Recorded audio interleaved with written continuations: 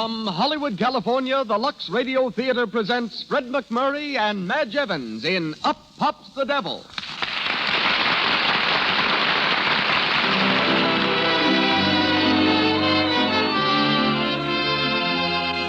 Lux presents Hollywood. Or perhaps I should say, you present Hollywood. For your loyalty to our products makes this program possible. Heading tonight's presentation are Fred McMurray and Madge Evans. Our guests, Jimmy Starr, ace screen columnist, and Howard Greer, internationally famous dress designer. Our music is directed by Louis Silvers, while the entire production is under the personal direction of Hollywood's most eminent personality. Ladies and gentlemen, Mr. Cecil B. DeMille.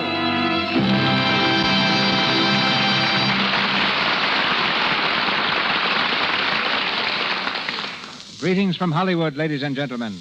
For years, the motion picture business has had its unwritten laws, an invisible code authored by experience and enforced by tradition. For example, it's become almost dogma that if a film isn't an immediate success, it never will be. That the public will stay away from pictures about religion or Hollywood. That anyone achieving success in Western films will fail in all other kinds. That a star who has slipped can never stage a comeback. That no one famous as a child can ever duplicate that fame as an adult. The exceptions to all but the last unwritten law have been many. But the only girl I know, renowned as a child and again as a leading woman, is Madge Evans. In film since she was 3 years old, her star has never waned. Though born of English parents, a world-famed artist not long ago termed her the typical American girl, which in her case means a girl with ash blonde hair and gray-green eyes who weighs 116 pounds, owns 3 dogs, and reads and walks for recreation. We hear Madge tonight as Anne Merrick, and Fred McMurray as Steve, her husband. Fred is dividing his time these days between Paramount Studio, where he's playing opposite Carol Lombard in True Confession, and the home which he's recently purchased in Brentwood Heights. Give Fred some time off, and you're pretty sure to find him skeet shooting or improvising tunes on his old love, the saxophone. From the original New York cast come Janet McLeay as Luella May Carroll and John Marston as Gilbert Morell. On to the play. The Lux Radio Theatre presents Up Pops the Devil by Gilbert Hackett and Francis Goodrich, starring Fred McMurray and Madge Evans.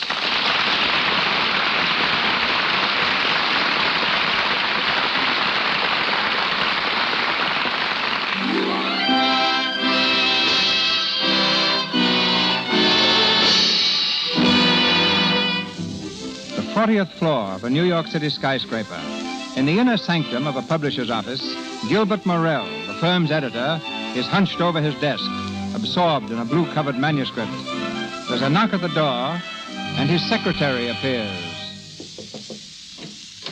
Mr. Morell. Mrs. Merrick is here. Oh, well, ask her to come in, will you? Hello, Gil. Anne, how are you? That'll be all, Miss Hart. Yes, sir. Anne, sit down. Well, you're looking splendid. And feeling it. Marriage agreeing with you? Beautifully. Well, good. It's been ages since I saw you. Well, did you read the manuscript? Oh, yes. Just finished it. And? Well, it's pretty good. Oh, is that all, Gil? Just pretty good? If you want me to be frank. Is it yours? Mine? Oh, no. It's Steve's. Steve's? My husband. Oh, I didn't know he was a writer. He isn't exactly. I mean, he's never had anything published. But he loves writing.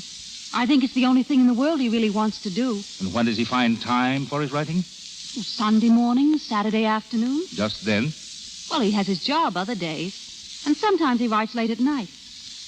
Gil, I thought his last one was a grand story. I still think so. Oh, now, don't act that way. I don't say he can't write. I don't say the story isn't good. It is, Anne. But it's not good enough. If you expect to get anywhere in this writing game, you've got to make it your whole job. Not just Sunday mornings and late at night. You've got to really work at it. Then if Steve gave up his job, you think he could make a living at writing? Yes, eventually. Just when is eventually? Oh, I should say in a year and a half. Maybe even a year. That's entirely up to him. Oh. I wish you'd tell him that. Me? We were going out tonight. It's our first anniversary, a celebration. Can you join us? Well, I don't know. Oh, we'd love to have you. And I know you'll like Steve. All right. Count me in. May I use your phone? Certainly. Steve ought to be in. It's Saturday. Where are you living? Oh, we've got a 2x4 apartment on 8th Street. Greenwich Village? Do you like it? Well, it's hectic, but it's cheap.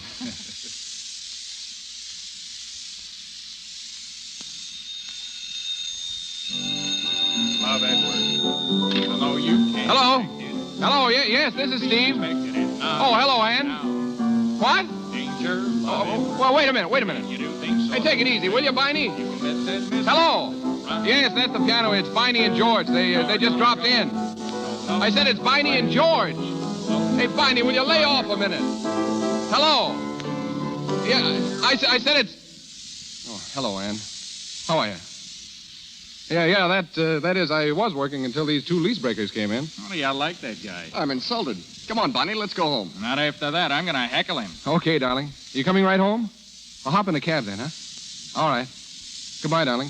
That's a fine thing. A couple of bosom pals drop in to congratulate a guy on his first anniversary, and what happens? You could die of thirst while he makes love to his wife. It's depressing. I'm sorry, George, but Saturday's my afternoon at the typewriter.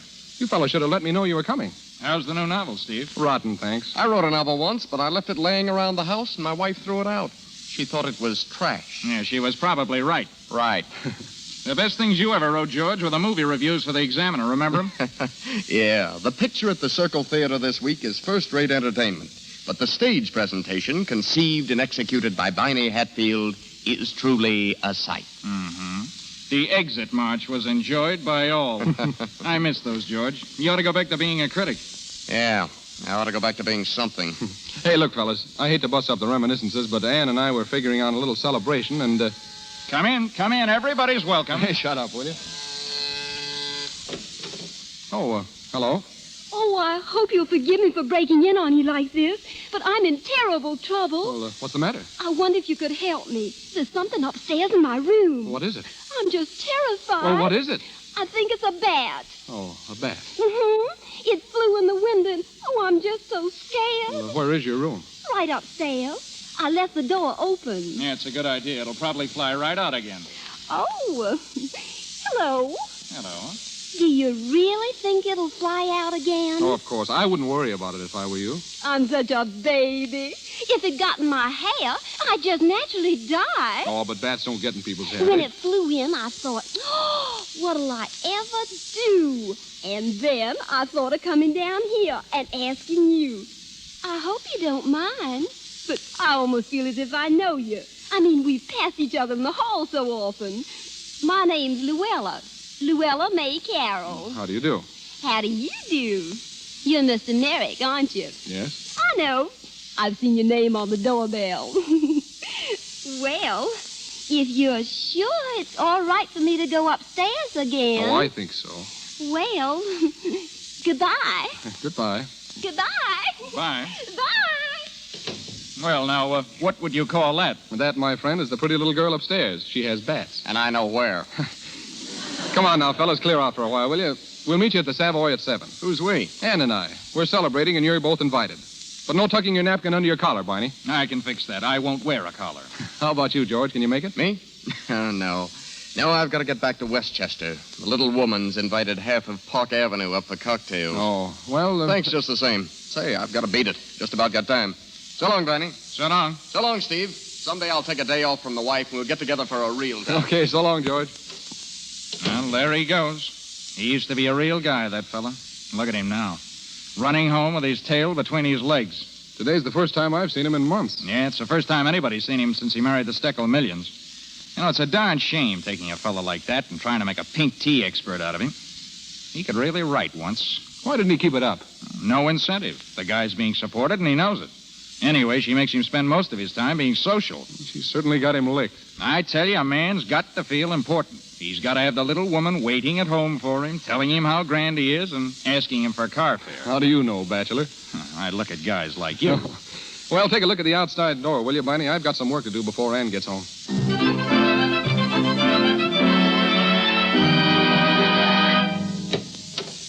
Steve, are you home? Here. Oh, hello, darling. I was just getting dressed. Hello, darling. Did you get my present this morning? Swell, just what I needed. Did you get mine? No, not yet. Oh, that's right. I only bought it this afternoon. Oh, well, I guess that's why. Here you are. Plush box and everything. Oh, Steve, you didn't. Go on, take a look. Oh, Steve, It's a bracelet. Oh, it's beautiful. Do you like it? Like it? Oh, but you shouldn't have spent so much money. Oh, what's the difference? I'm going to be a rich and famous author someday. Quick, give us a kiss. Look at your mouth. What's the matter? Have I got too much rouge on? You have now. Give me a handkerchief. I thought you'd be all dressed, darling. No, 3 shakes. Oh, Viney's coming along. Oh, is he? Yeah, I invited him. I had to get rid of him this afternoon. But I invited someone, too. Gilbert Morel. Morel? Oh, the publisher? I sent your manuscript to him. Oh, say, he's important. What did he say? He wants to speak to you at dinner. You know, you had your nerve to send my stuff to him. Oh, it was all right. I used to know him years ago. Oh. I think he was my first love. A real schoolgirl crush. Oh, yeah? Am I supposed to be jealous? Mm-hmm. Terribly. Well, I am. Hurry, darling. We can't keep him waiting.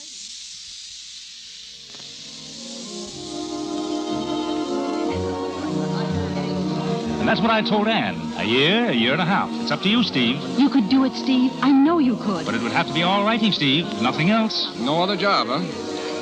Well, thanks, Doctor. I feel much better. Let's forget the whole thing. Oh, Steve, that's childish. Now, darling, let's not talk about it. You know you don't want to stick at that filthy job you have now. Did I ever say that? No, but I know. How will you be a good little wench and shut up? I don't know what's the matter with you. Well, there isn't anything the matter with me except that I'm too smart and I have a good appetite. What do you suppose we live on while I was learning to be a writer? We get along. Well, don't you know someone who could stake you? No, my friends are almost as poor as I am. Steve, you're impossible. So's the whole idea. You know very well that I could... Could what? Nothing. Viney, dance with me, will you? Sure. This is what you get for arguing, Steve. I'm dancing with a missus. Keep your toes in, Anne. Not bad. Not bad at all, Anne. Oh, I was always light on my feet. As a matter of fact, I took dancing lessons for years, Viney. My teachers all said I was terrific. You didn't know that, did you? Sounds like a build-up. It is, Viney. Yeah? What for? I'm angling for a job in the stage show at the Circle. Yeah, sure. I mean it, Viney. Go on. You wouldn't want that. Why not? You wouldn't work in a chorus. What's wrong with it? Well, it's too hard. Hard? Yeah. You start rehearsing at 10, then you give a performance. Just as you start to take off your costume, you hear your music, another performance. Rehearse, grab a sandwich, another performance. Rehearse, another performance. Now, when you get home at night, you're lucky if you can stand up. I could do it, Viney. Oh, I'm sure I could. Well, if you want the job, I'll get it for you, but... Thanks, Viney. I'll remember that.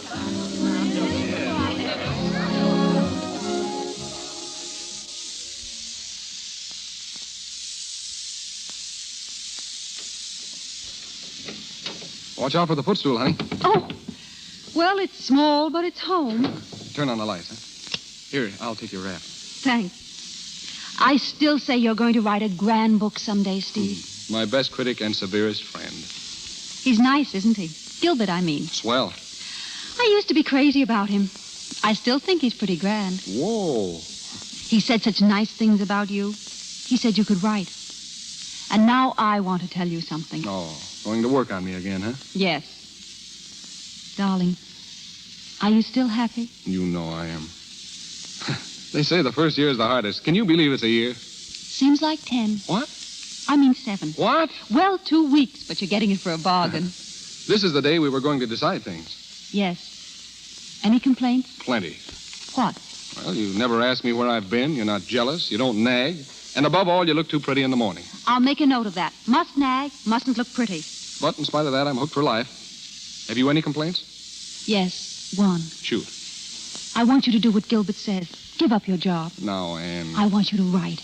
I don't want anything but you. Now you don't, but... Now and forever. Anne, this is the first time I've ever been happy in my life. This is the first time I've ever had a real home, anyone I cared for, anyone I wanted to take care of. And I'm not going to throw it away on a chance. But, Steve... Now, it's all set. We've had a year. We're still on speaking terms. We're going on. Steve, don't you see? You're going to hate me if I keep you from your writing. I couldn't hate you. You will someday, after this magic is gone. It won't ever go. It's because of me you won't do it, isn't it? You know, I just thought of something. What? You've got the loveliest mouth. Answer me, Steve. What? It's because of me you won't give up your job. Because I'm dependent on you. Well, yes. Then I'll have to leave you. I'd like to see you try it. Hey, what goes on? Who are you calling? A very dear friend of mine, darling. Well, that's nice. Do I know him? I think you've met the gentleman. Hello? Hello, Viney? Viney. It's Anne. I wanted to ask you something. Did you mean that about the job at the Circle? Say, let's not do these things tonight. I'm tired. Let's go to Of bed. course I wanted to. I wouldn't be calling you. You don't want that job. I can have it? Hooray. When do you want me to report? Tomorrow morning, 9:30. Oh, Viney, you're a darling. I'll be there at 9:30. You'll never get up that Wait early. a minute. Viney, how much does that job pay? What? I'll be there at 9. Goodbye. How the heck you will. Steve, it's wonderful. Do you know what that job pays? $50 a week. And Viney says it's definite, and it'll go on week after week. Anne, do you really want to do it? Why, of course I do. Then you can give up your job. My job? What are you talking about? Don't you see, darling? I can support you. What? If we cut out all the parties, we can easily live on that, Steve. Just until you finish the book. Why, it's a perfect solution. Are you serious? Of course I am. Now, you listen to me. I think it's great of you to think of this thing, but I won't let you do it. Why not? Well, it's impossible. What the... I don't want to write. We're happy. Look here, Steve. You're just discouraged because Gilbert turned down the book. I'm not discouraged. I'll write. This is your chance. Will you take it? No. All right, then. We said we'd separate after a year if we weren't satisfied. I'm not satisfied. Say, what's the matter with you? I mean it, Steve. You mean if I don't quit my job, sit back and let you do the work, you'll leave me? Yes. I couldn't do it. I can't have you supporting me. Well, then I'm lending you the money. Is that better? Sounds better. Will you do it? It won't be long, not more than a year. A year? I could write 4 books in a year. Then prove it. All right, I will. It's all set? Now, wait a minute. It's all set. All right. When do we start? Tomorrow. Here's your first loan to bind the bargain. What's that for? Household money? Household money? That's your job now. Well, I'm going to bed. I've got to get up at 8. You'd better come, too. You've got to get up at 7 and get my breakfast. Oh, yeah? Oh, no.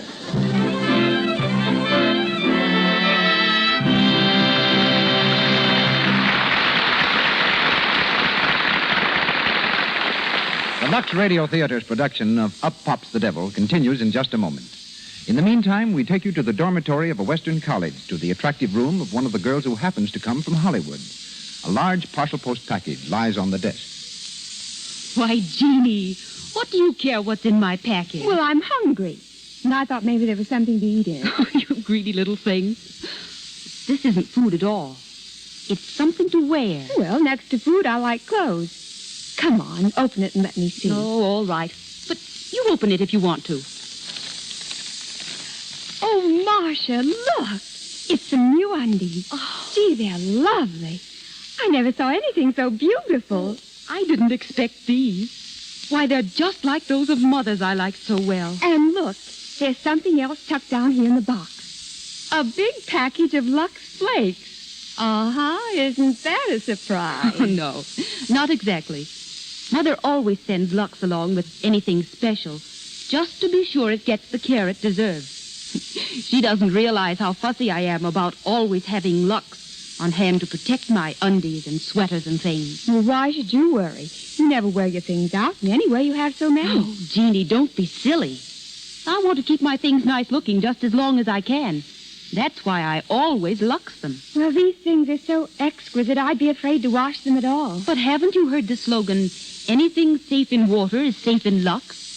Mother says that's because Lux Flakes haven't any harmful alkali. When you come to Hollywood, you can ask her. She'd love to tell you all about it. Mr. DeMille takes us back to our play. We continue with Up Pops the Devil, starring Fred McMurray and Madge Evans.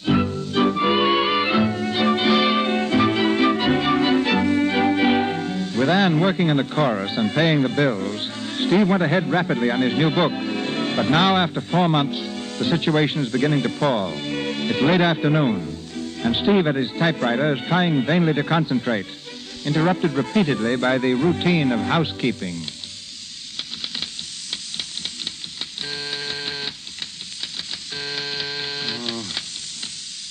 Who is it?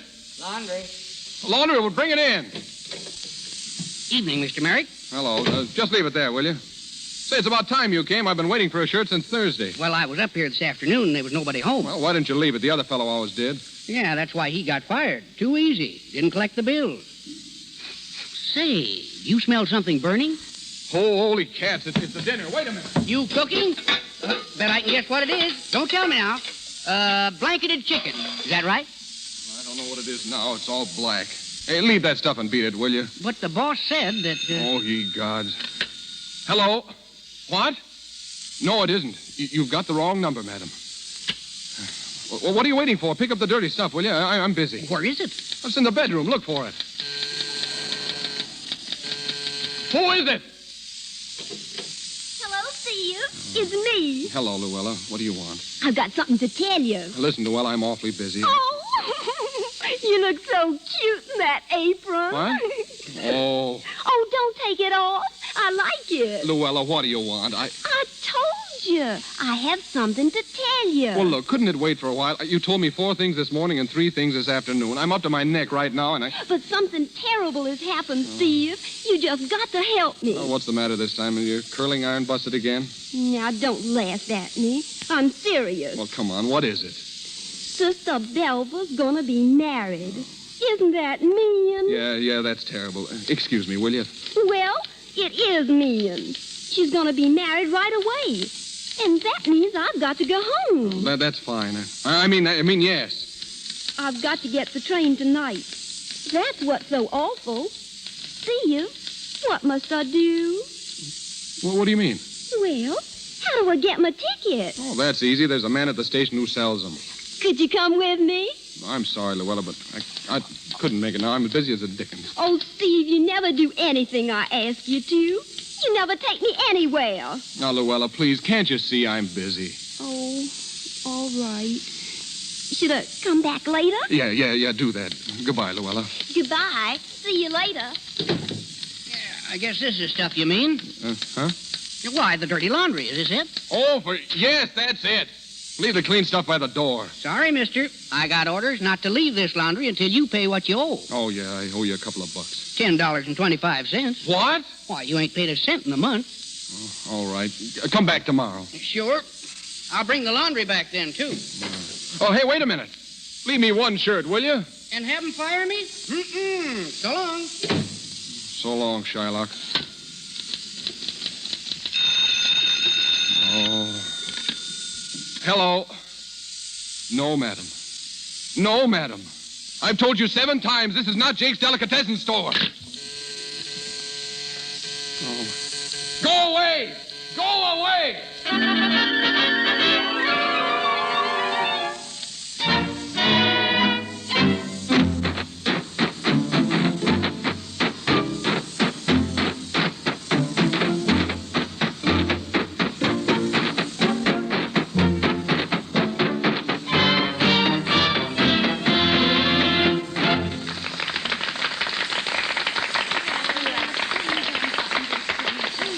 All right, girls, back at 8:30 tonight. 8:30 for the last show.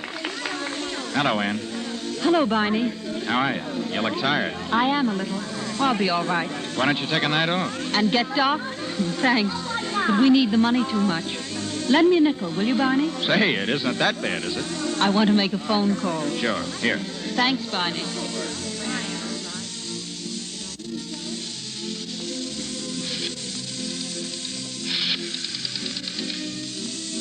Hello?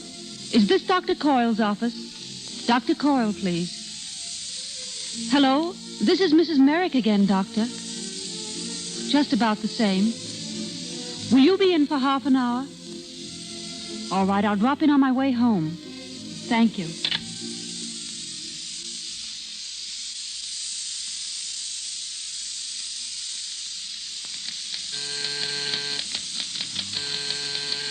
Who is it? It's Anne.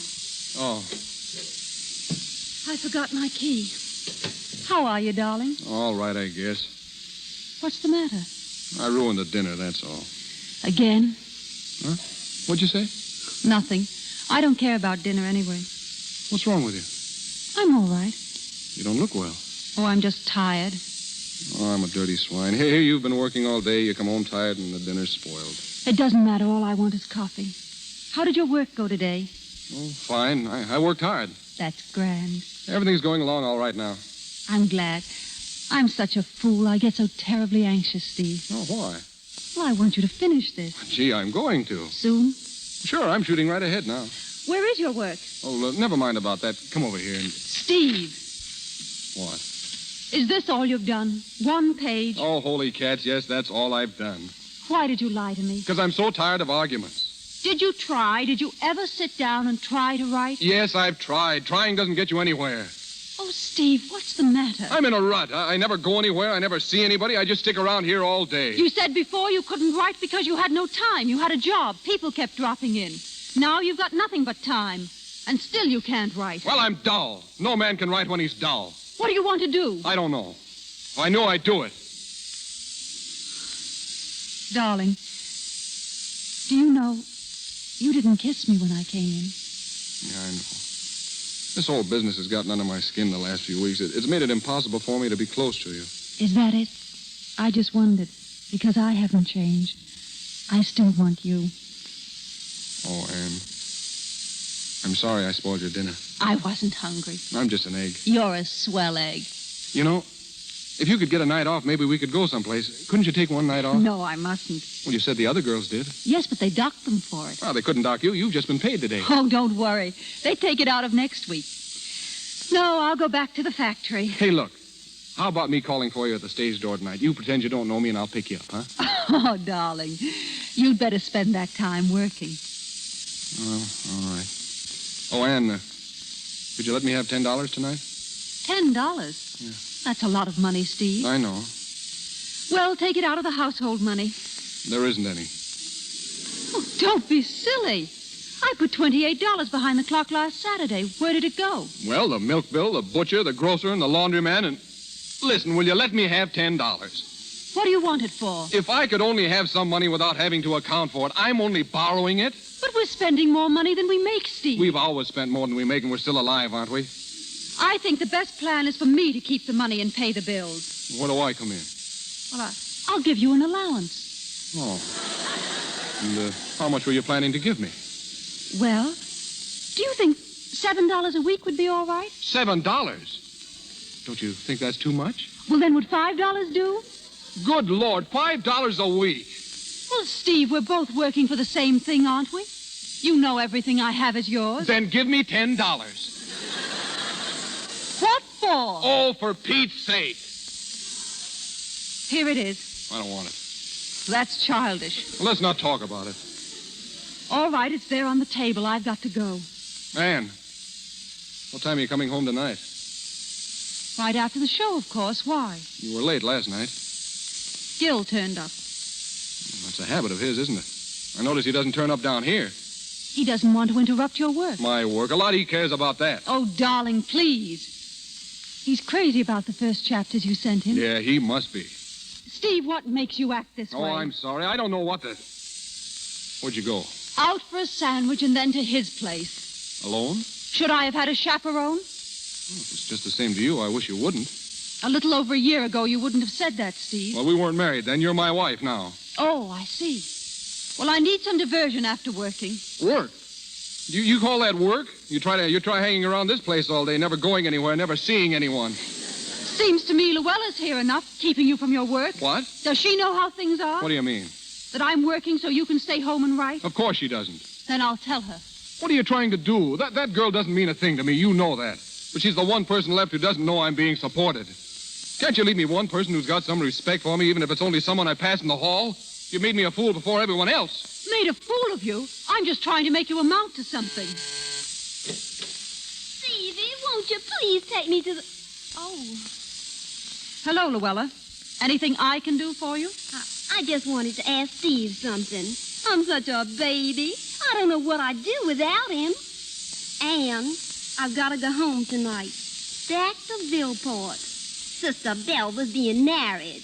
How nice. Couldn't you come to the station with me, Steve? I'm sorry, Luella. I told you. Just to the ticket office. Those men are always so cross. I'm afraid he can't. Steve's got to work tonight. His publisher's waiting for him to finish his book. Oh. Wait a minute.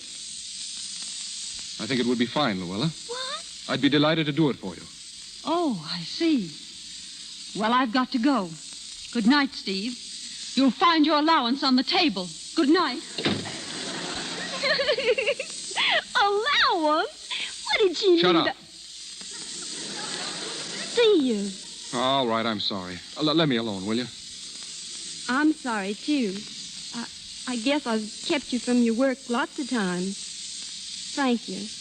And goodbye. Goodbye. Wait. You're not going yet. Oh, I must. You're not. I haven't got my reservation yet. Well, forget it. I'll see that you get your ticket, and I'll put you on your train. Oh, Stevie, could you? Of course I could. But first of all, we're going out on a party, a grand farewell party. What do you think of that? Oh, that'd be marvelous.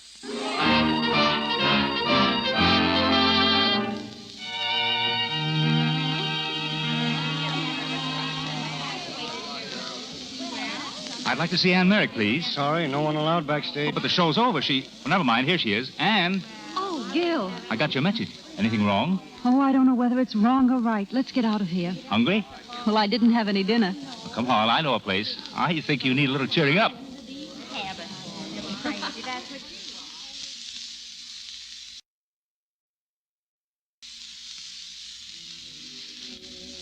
That's the story, Gil. Oh, I shouldn't have done it, I guess. He's probably sore at me. I can't blame him much. Well, I'm afraid this arrangement is getting under his skin. You know, Steve's always been on his own, done as he pleased. Now that he has to account for everything... Up pops the devil. Yes, it's too bad. I don't know if I should tell you this. Steve asked me for an advance last week. He did? It was okay. But when he heard it had to come out of my own pocket, he turned it down. Gil, that's the sort of thing that scares me. I give him money, and not for everything. What does he do with it? Every cent counts now. Anne, if you're hard up... Oh, wait. You haven't heard my news. Don't laugh too loud, Gil. But I'm going to have a baby. Anne. Oh, that's swell. Oh, that's grand. I just heard the glad tidings this evening. It sort of knocked me for a loop. Does Steve know? No. I'd like to see his face when you tell him. But I'm not going to tell him. Not yet. But it's the thing he needs. Why, it'll make him feel like $1 million. Oh, no, I don't want him to feel any responsibility. He'd think he had to go back to his job, give up his writing. I don't want that. I can go on helping Steve, and I'm going to do it. Don't you go and tell him. I won't tell him. But there's one thing I'm going to insist on if I'm to be a party to this. Now, I'm not going to have you worried about money. I'm going to give you a check. Oh, no, Gil. Just so that if you don't feel like dancing, you can quit. But I couldn't take your money, Gil. Well, we'll call it a loan then. And we'll take it out on Steve, just as soon as we make him a rich and successful author. Well? All right. That's a good girl. Oh, you're swell, Gil. You know, I rather like the idea of having a baby. Now I'm getting used to it. Why, of course you do. I wonder what Steve will say when I... Well, what's the matter? Don't look now, Gil. But he's here. Who is? Steve, over there in the corner. He's entertaining our dear little friend from upstairs. Anne. So that's where the money goes. Anne, stop it. He's taking her out on my money. Don't be silly, Anne. Sit down. I'm going to speak to him. Anne, come here. Oh, Stevie, you're just so funny. Hello, Steve. Oh, hello? Hello, Gil. Hello, Steve. Sit down. I thought you were home working, Steve. I was. I'm not now. Is this what you wanted the $10 Anne, for? please. Luella, Steve's taken you around a lot, hasn't he? Why, And no. now he's bought your supper. Yes, but... Well, let me tell you this. Every time he took you out, I paid for it. Shut up. And when he gave you this supper, I paid for it. I've worked hard to get that money. Shut up. I won't shut up. I wanted you to tell her, but you wouldn't. It's the truth. She ought to know it. Then go on, tell her. Tell everybody. She's supporting me, Luella. She buys my clothes. She buys my food. She pays the rent. Now everybody knows it. Are you satisfied? Stevie, come back. Wait. Anne, you shouldn't have. I don't care. It was the truth. I don't care.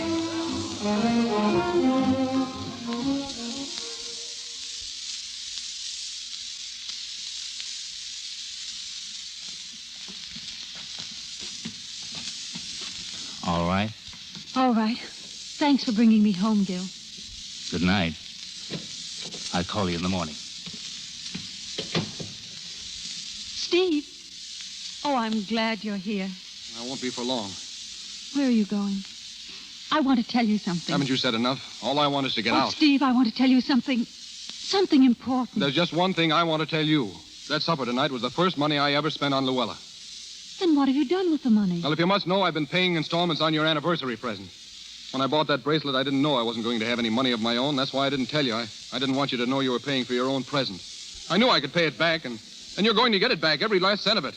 I'm going to get a job and feel like a man again. Oh, you can't go back to that job again. You can't. Anything would be better than this. You don't think I can do anything. You don't believe in me. Don't believe in you? After all I've done for you, after I've nearly killed myself working so hard. Oh, if it was so hard, why didn't you quit? Because I couldn't. Why couldn't you? Because you had to support me. Well, you don't have to support me. I've made money before, and I can make it again. You don't have to go back to that job. Here's your check. You don't need that job. What check? Well, it's an advance on your work. Gilbert gave it to me tonight. Here. Yeah? He wouldn't give it to me. I asked him.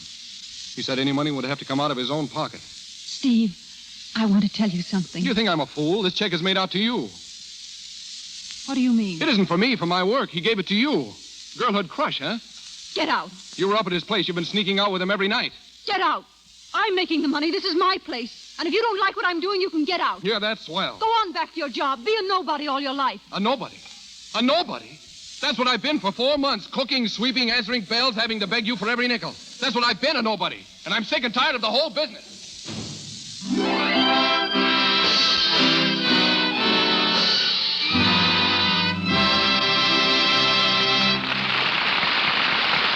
pause for station identification. This is the Columbia Broadcasting System.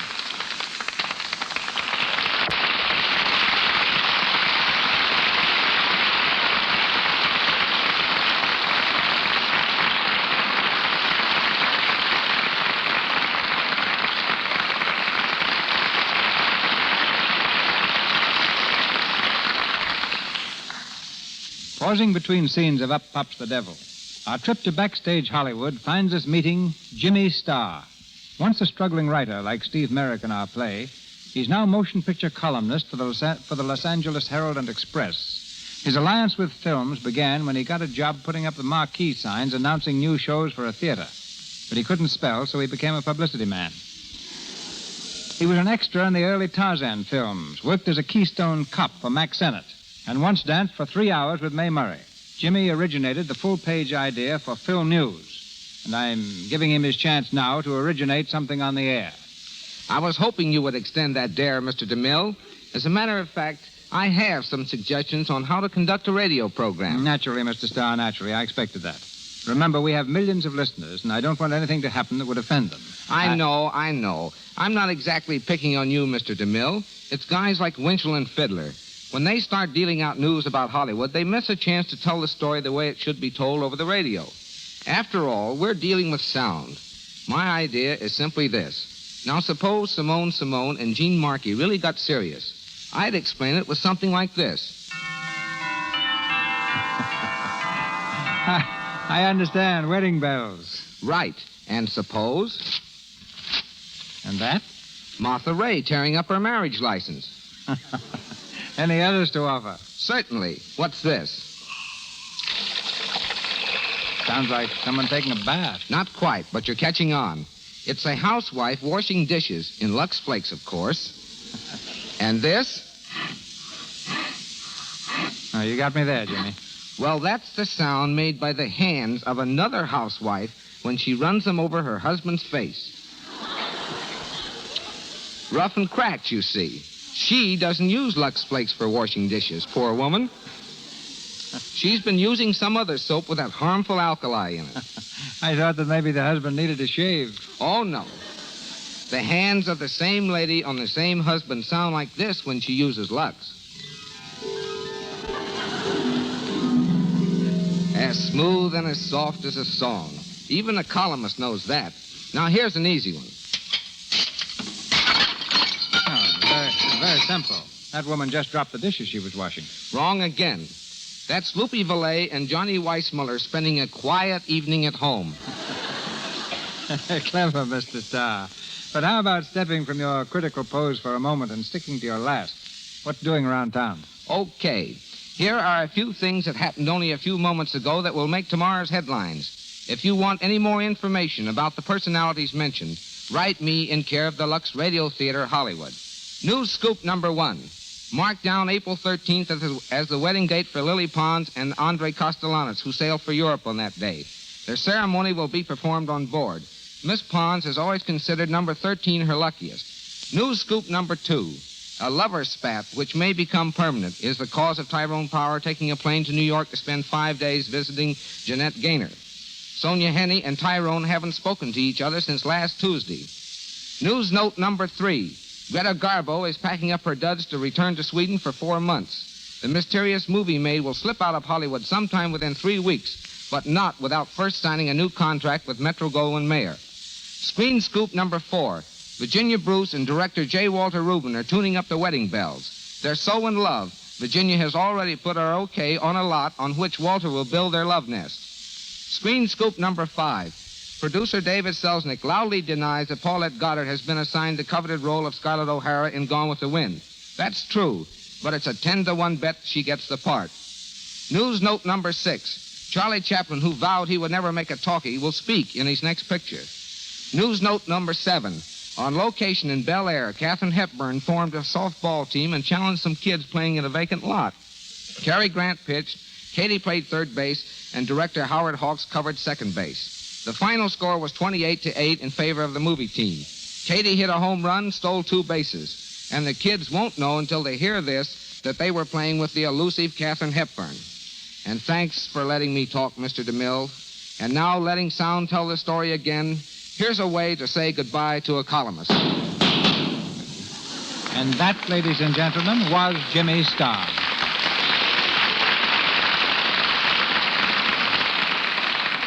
And now back to Fred McMurray and Madge Evans in Up Pops the Devil.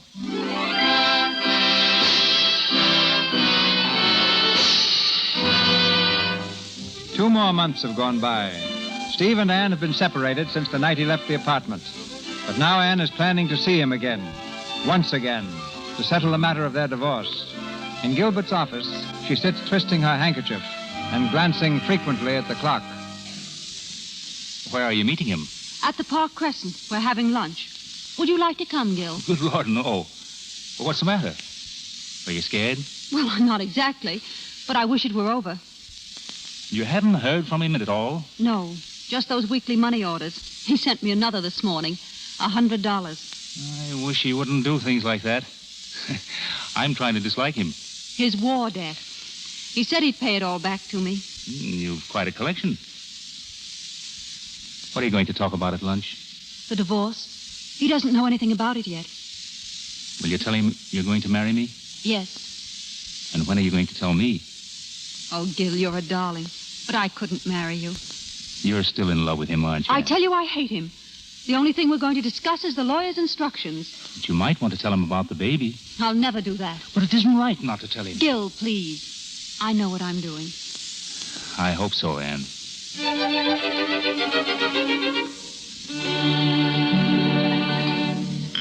Would there be anything else, sir? I don't think so. Anne? Nothing, thanks. Yes, ma'am. Well, enjoy the lunch? Yes, thank you. I hear you're not at the Circle anymore. No, I left a few weeks ago. I was glad when you sent for me. I'd have sent for you sooner if I'd known where you were. Was there anything special you wanted to see me about? Yes. It's about the divorce. Divorce? What divorce? Ours. I went to see a lawyer. Wait a minute. What is it? Do you mean this? Yes, Steve. A lawyer? Well, Anne, how could you go to a lawyer? What did you expect me to do? Well, it's just you and me. What's between us is nobody's business. Unfortunately, when we got married, it became the state's business. Anne, this is you and me. You can't act like this. It's a shame, isn't it? So much easier just walking out. Can't we settle it between ourselves? Well, we could have if we hadn't been such fools as to have gotten married. Well, it wasn't marriage that made us unhappy. It was me. I'm sorry, Steve. I lost my sense of importance. I couldn't write. I couldn't do anything. You could fight, though. Of course I could fight. I was just trying to convince myself I was somebody. I had to fight. Can't you see that? It didn't matter about what. It did to me. And... Well, I guess that's all. And you're leaving me for something I said when I was so mad I couldn't see straight. Listen, Anne, you're my whole life. I haven't anything but you.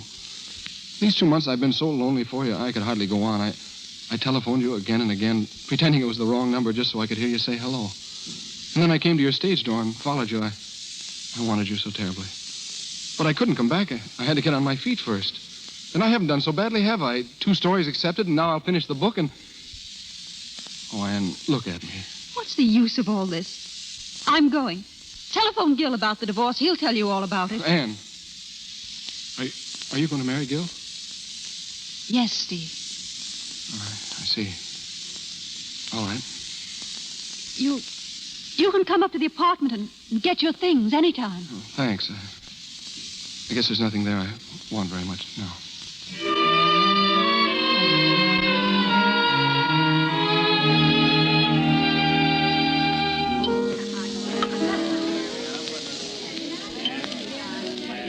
Give me another one of those, will you? Sure. Hey, Steve. How are you? Oh, hello, Barney. Where you been hiding? I've been around. Yeah? Funny I haven't seen you. I just came from the apartment. Went up to see Ann. Oh, yes? I haven't seen her since she quit the show. She got another job, Barney? Huh? Well, I don't think so. What'd she quit for, then? Huh? I say, why'd she quit the show? Don't you know? How should I know? Well, if you don't know, I don't know. How was she, Barney? Okay. Gil Morrell was up, too, for a while. Yeah? He came to say goodbye. Yeah, to who? Say, what is this? To Ann. To Ann? Yeah, Morrell's going to Europe for a couple of years. You're crazy. How do you like that? I'm crazy. You mean he's really going? If he isn't, he's an awful liar. Alone? I guess so. Why? Let me out of here. Hey, where are you going? So long, Barney. Hey, what's the matter with you? I'm crazy. Hey!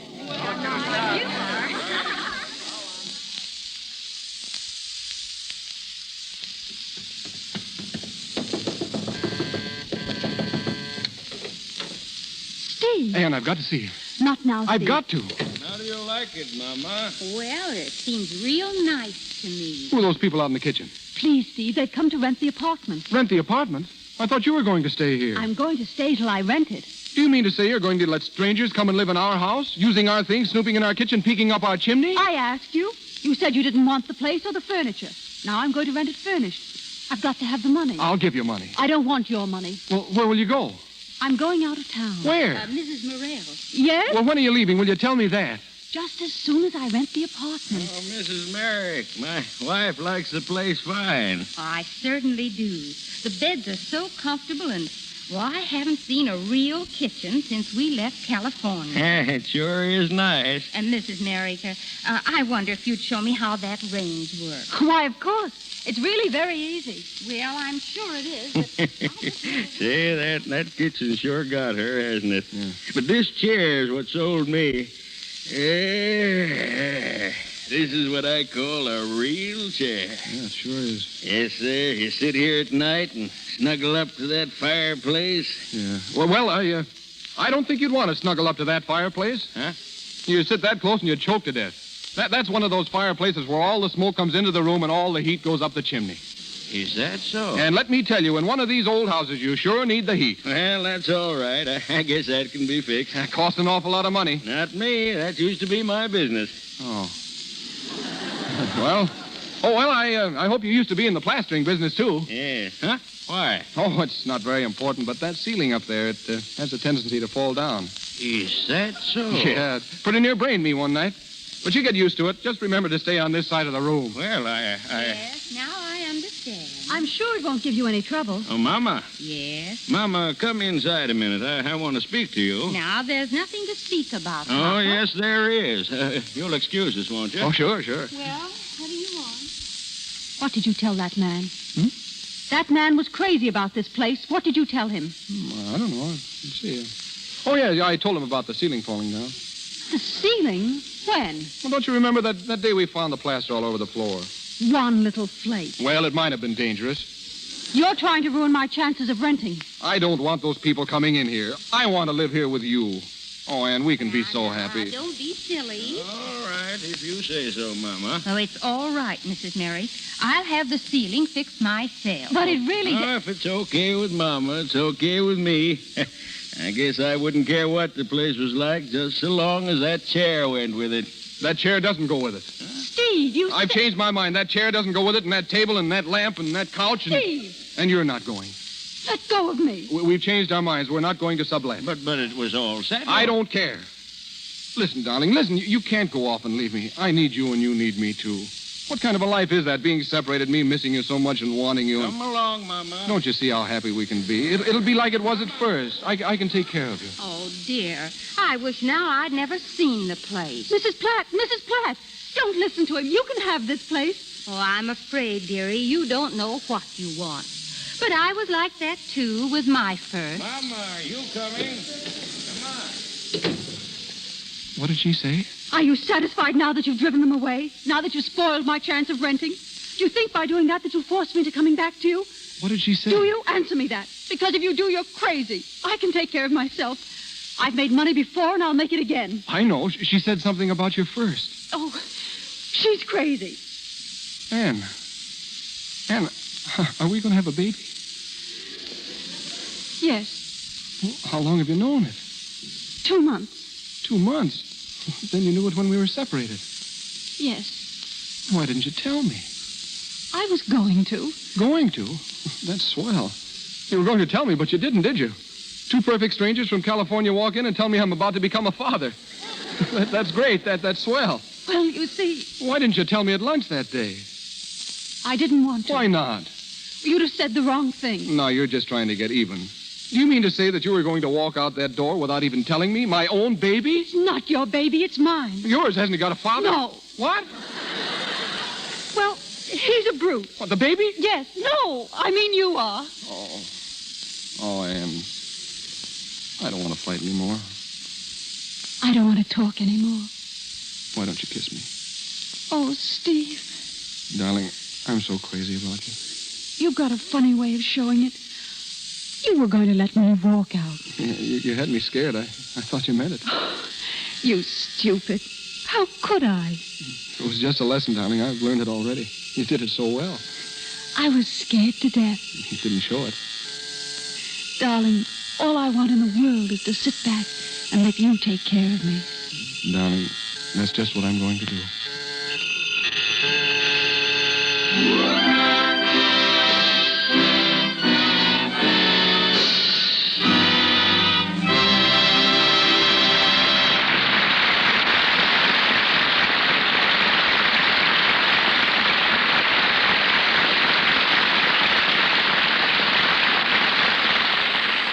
Up Pops the Devil is ended, but our stars pop up again a little later. Now a moment with Howard Greer, owner of one of the most exclusive dress shops in the film capital. If he'd not been a machine gun corporal during the World War, he wouldn't be here tonight talking about clothes. When the war ended, he took the first job he could get. It was with Paul Poiret, the famous French designer. And today, the ex-machine gunner ranks among the world's foremost stylists. Mr. Greer's clientele has included practically every Hollywood star since the days when Clara Bow was popularizing the third-person neuter and Norma Shearer was making cowboy films. Prior to opening his shop, Mr. Greer worked for me, and I was never sure whether it was because or in spite of me that he left pictures for his own business. The truth of the matter, Mr. DeMille, is simply this. I'd much rather make clothes for off-screen wear because private clothes provide the advantage of an added dimension. Once in a while, I do get caught in a picture, however. At the moment, I'm making the clothes Katharine Hepburn will wear in her next film. What do you think, Howard, is your most original contribution in designing costumes? Well, back in the days when sound first came in, dresses made out of taffetas and beaded materials made so much noise they interfered with the dialogue. So I took a chance, designed an evening dress out of wool. And no one was more surprised than I when, 6 months later, Paris came out with a complete line of woolen evening gowns. Today, however, sound has been so perfected that we can use all types of materials without encountering any trouble at all. Well, the current issue of Life magazine, showing the popularity of white fox furs, is another proof of your ability to set styles. The present popularity of white fox is practically the result of a panic. A few years ago, when silver fox was dominating styles, a wholesale fur company found itself stuck with thousands of white fox skins. They offered me all I could use on dresses to divert some interest from silver to white and dyed fox. Previously, furs had been used only as collars, cuffs, and trimming. I used the skins intact as sleeves. Again, Paris followed. At the moment, both white and silver fox are very much in favor. Incidentally, the first suit showing silver fox sleeves is one I happened to make for Tallulah Bankhead to wear in her play Reflected Glory. So maybe Miss Bankhead really started the present fur-sleeve vogue. For women who want to learn what's going to be worn and how they can apply those ideas to themselves, I know of no better school than the screen. And, like the screen, if you don't mind my saying it, the sponsors of this program are doing a fine service in helping women to be better dressed. Their product, Lux Flakes, is the best I've ever encountered for keeping all washable material, no matter how fine, looking like new so much longer. My advice is to buy fewer but better clothes. If they're washable, take care of them in Lux Flakes, and you'll find in the long run you'll be spending much less money and will look more attractive. Your recent showing of fall and winter clothes, Howard, was one of Hollywood's important events. What are some of the style highlights it indicated? Well, in the first place, it's going to be a more colorful season. Street dresses will be the shortest in 10 years, with straight lines and square shoulders. Shoes are apt to be ankle height. You'll see a new type of glove allowing plenty of room for rings, with the 3 smaller fingers all in one compartment, something like a mitt. At least I hope you'll see it, because I invented it. Hats are madder than ever, and anything goes. Box coats will be exceedingly popular, and colors for all clothes will be warmer and more vivid. Lines for evening are simple, but fabrics are extravagant and luxurious. And last, the zipper fastener will be used for everything, even the most delicate kind of evening dress. But now I think I've held things up just about long enough. Thanks for listening. Thank you.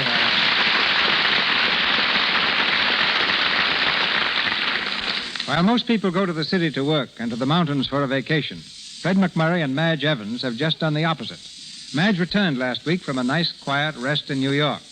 And Fred has been in the San Bernardino Mountains working on his new film. Which only proves again that the movies are a tricky business. You know, just before I came here tonight, I was working on the set of True Confession and thinking how mad we must appear to people who happen to drop in and hear the language of motion pictures. You mean our dialogue? No, I mean a conversation like this. Look out, Fred. We're going to kill that baby and put a silk around the broad. We'll drop that gobo over your head and don't look at the blimp.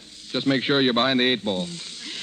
The average person needs an interpreter on a movie set. And perhaps we should explain that in screen language, when you kill a baby, you merely turn off a small spotlight. And a silk around the broad is a diffuser hung in front of a wide rectangular light.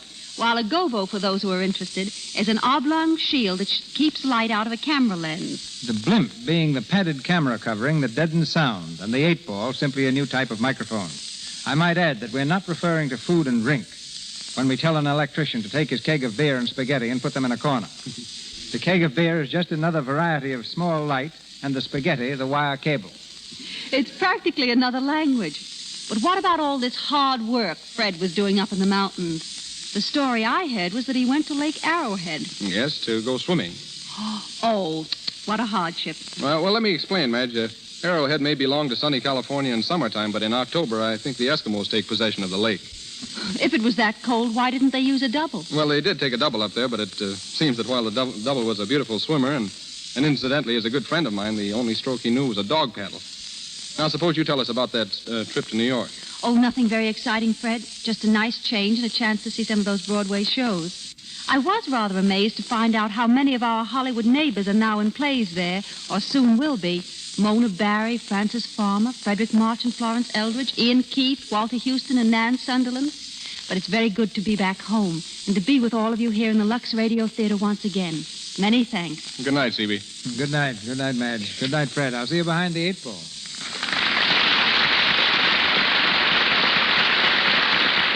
Thank you, Fred McMurray and Madge Evans. Ladies and gentlemen, this is your announcer, Melville Ruick. Mr. DeMille returns in a moment with great news concerning next week's program. Mr. McMurray and Mr. DeMille appeared through courtesy of Paramount Studios. Charles Tannen heard as Barney Hatfield, and Louis Silvers are from 20th Century Fox, where the latter was in charge of music for Lancer Spy. Also in tonight's cast were Frank Nelson as George Kent, Dink Trout as laundryman, Marie Hammond as Mrs. Platt, Lou Merrill as Mr. Platt, Ann Morrison as secretary, and Robert Whitney as head waiter. And now, our producer. Next Monday night, one of the finest actors the screen has ever known comes to the Lux Radio Theatre. Most of us, I'm sure, recall his brilliant performance for us last season in Men in White, and more recently on the screen in Captains Courageous. His name, Spencer Tracy. He stars for us in the celebrated story by Sinclair Lewis that became a national bestseller and a box office triumph as a motion picture, Arrowsmith. In it, Mr. Tracy plays the part of a modern microbe hunter, struggling to be true to both his wife and science. And starring with Mr. Tracy will be Miss Fay Ray.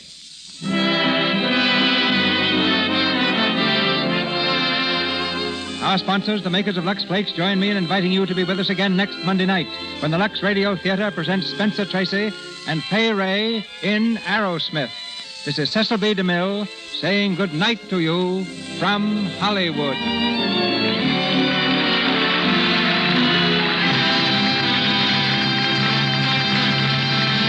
Play tonight was from the original by Albert Hackett and Francis Goodrich.